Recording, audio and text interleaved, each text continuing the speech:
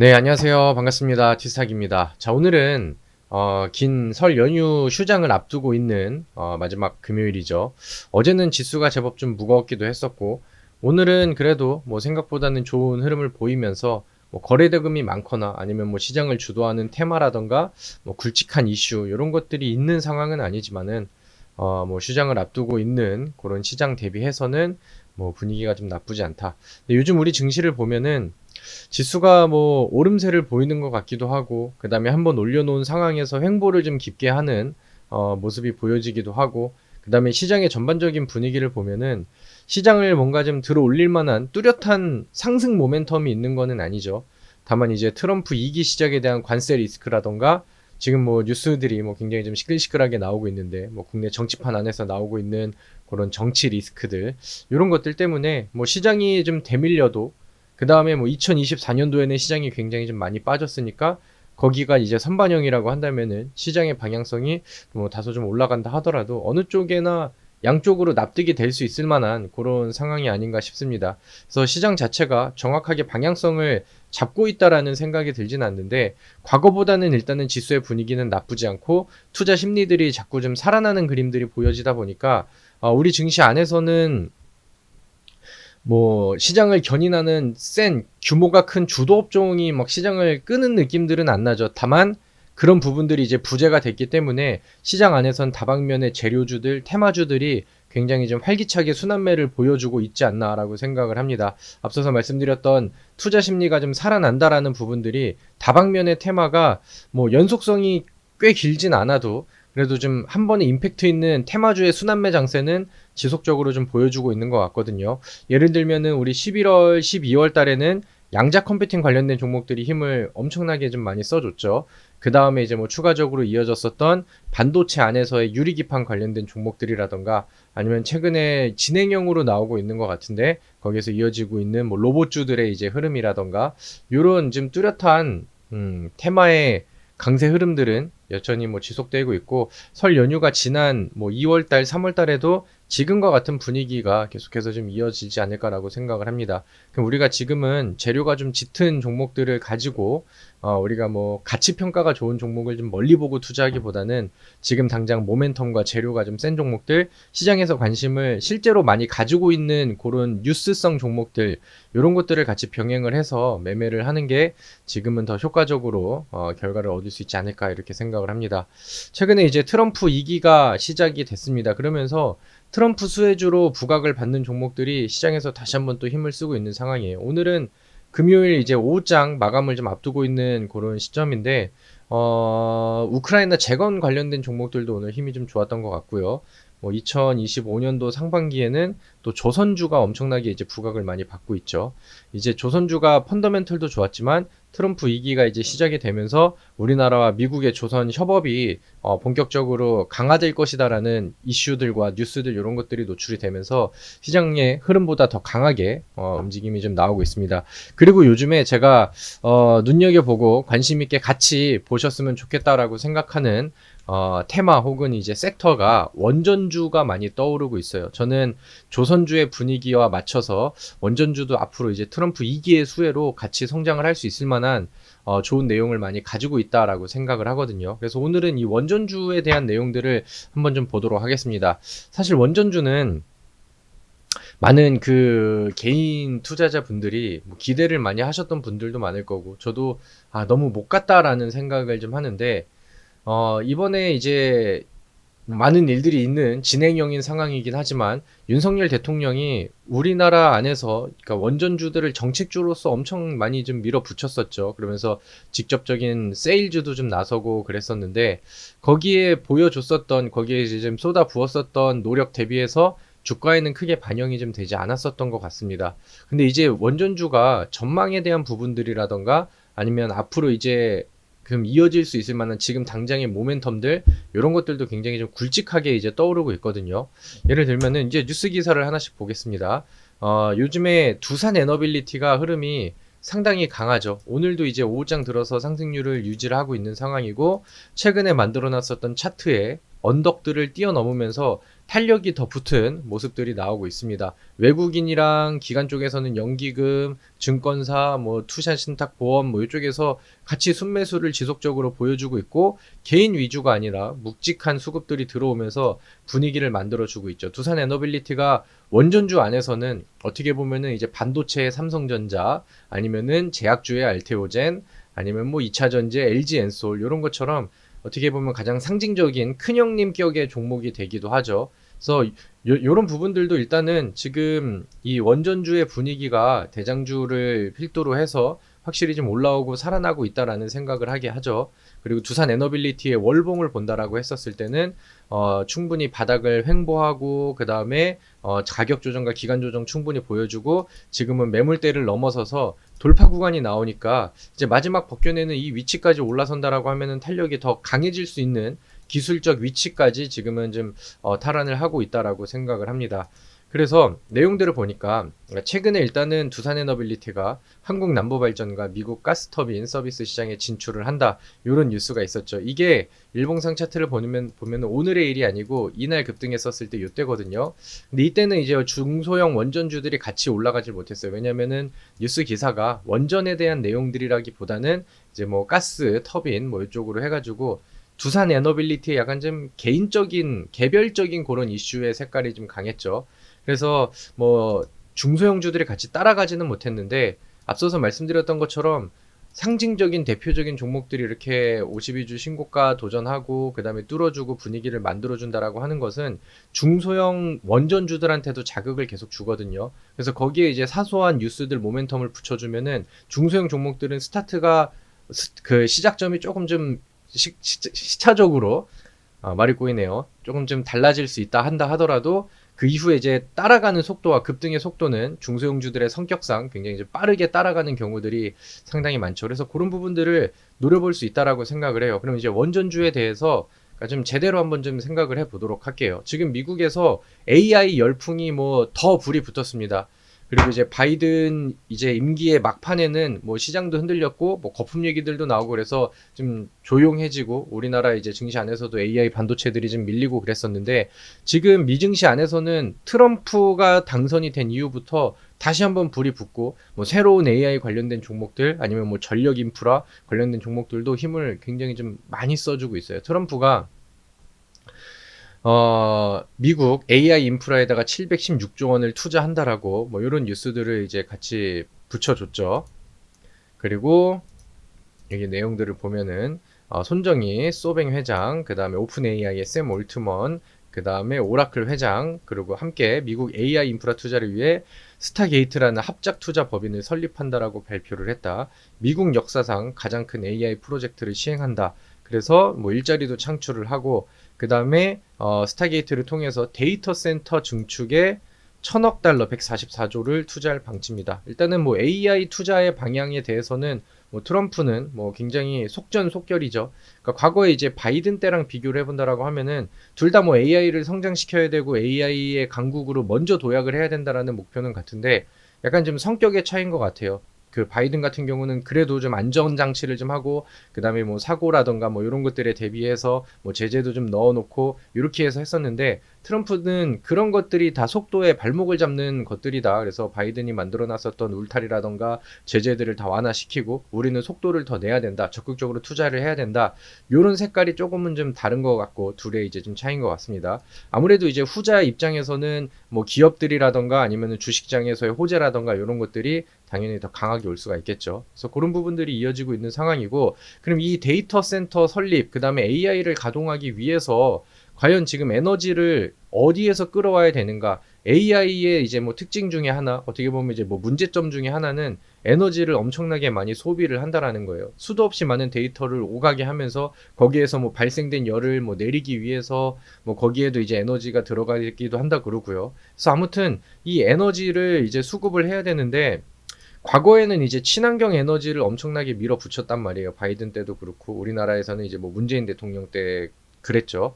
근데 이제 사실 뭐 시간이 지난 지금에는 친환경 에너지를 발전을 시킨다 한들 에너지난을 극복을 시키는 대안이 되지 못했잖아요. 한계점에 부딪혀 있는 그런 상황이고 그때보다 더 많은 에너지가 필요한 그런 시점인데 그래서 이제 트럼프가 이제 뭐 실용적인 그 석탄 에너지, 화석 연료 에너지 이런 것들을 강조를 하기도 하지만 이 AI 가동하고 이 데이터 센터에 들어가는 어마어마한 에너지를 만들기 위해서는 원전 시장의 발전은 당연히 동반이 돼야 된다. 이렇게 이제 평가를 하고 있죠. 그래서 실제로 뭐 빅테크 기업들, 뭐 마이크로소프트 같은 경우도 실질적인 원전 기업, 그 중에서 이제 SMR이라고 해서 소형 모듈 원전 기업에 직접적인 투자를 하기도 하고 있습니다. 그래서 지금은 이 에너지를 수급할 수 있을 만한 유일한 솔루션이 소형 모듈 원전 SMR밖에 없다라고 생각을 하거든요. 그리고 거기에 대한 부분들이 앞으로 이제 미증시에서도 그렇고 우리 증시에서도 그렇고 지속적으로 이제 원전 시장에 자극을 줄 거라고 생각을 하는데 그 기대감이 아직은 저는 덜 반영됐다라고 생각을 합니다. 그리고 이제 다음 뉴스들도 하나씩 볼게요. 트럼프 원전 확대 정책, 한국의 원전 조선업계 신규 수주 기회 뭐 이렇게 해서 뉴스 기사가 나왔습니다. 제가 이제 원전주가 조선주의 분위기를 따라갈 수 있을 것 같다라고 생각을 하는 부분들이 이제 요런 내용들이 되겠죠.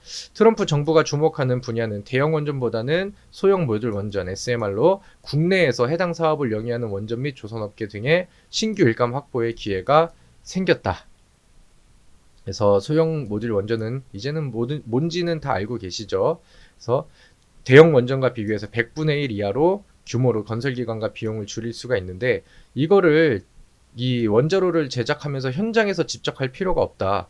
기존의 대형 원전은 큰 크기로 인해 대부분 시설을 발전소 부지에서 직접 조립하고 건설하고 시공하고 그래야 되는데 SMR 같은 경우는 모듈 형태로 제작을 돼서 현장이 아닌 다른 지역에서 원자로 등이 제작된 후에 옮기는 것이 가능하다. 근데 이제 우리나라가 이 SMR 기술에서는 상당히 좋은 평가를 받고 있는 그런 상황입니다.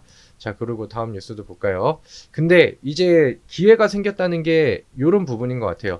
트럼프 2기의 출범을 앞두고 16년 묵은 한미 원전의 갈등을 풀었다. 그러니까 과거에는 우리나라랑 미국이랑 원전 사업 안에서는 서로 약간 좀 물고 뜯고 막 소송 걸고 할퀴고 약간 그런 입장이었거든요. 근데 한국과 미국 정부가 원자력 수출 협력 약정 MOU를 체결한 데 이어서 한국전력, 한수원, 미국 웨이팅하우스가 지식재산권 분쟁을 종료하기로 극적으로 타결한 것은 미국의 도널드 트럼프 2기 행정부 출범을 앞두고 양국의 이해관계가 맞아떨어진 결과라는 분석이 나오고 있다.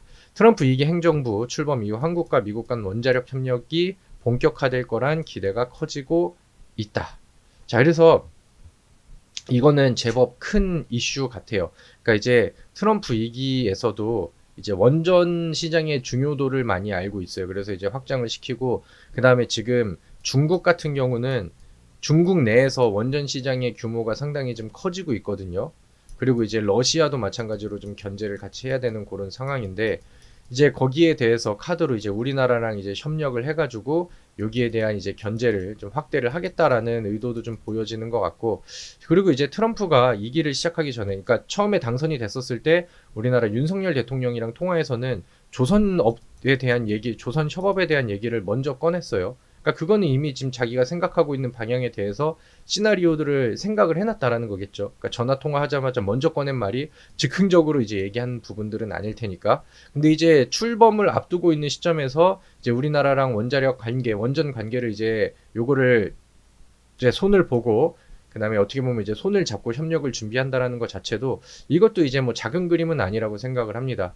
그래서 이런 부분들도 이제 좀 앞으로 이제 방향에 대한 설계되어 있는 플랜 안에 이미 좀 들어와 있었던 내용들이 아닐까. 그래서 앞으로 좀 더 좋은 관계와 또 좋은 뉴스들이 조선주처럼 더 크게 이어질 가능성이 저는 높아지고 있다라고 생각을 합니다.